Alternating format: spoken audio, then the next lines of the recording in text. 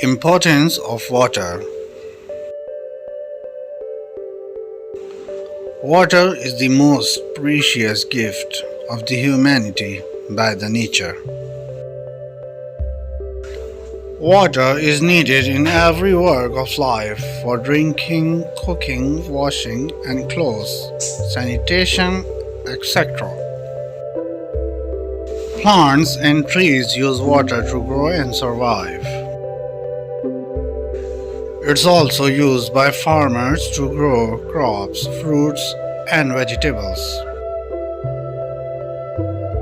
We should use water according to our need and requirements without wasting.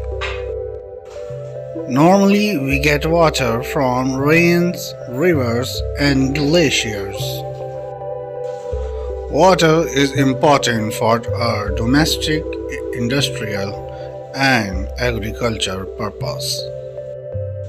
We can live without food for some days, but we cannot live without water.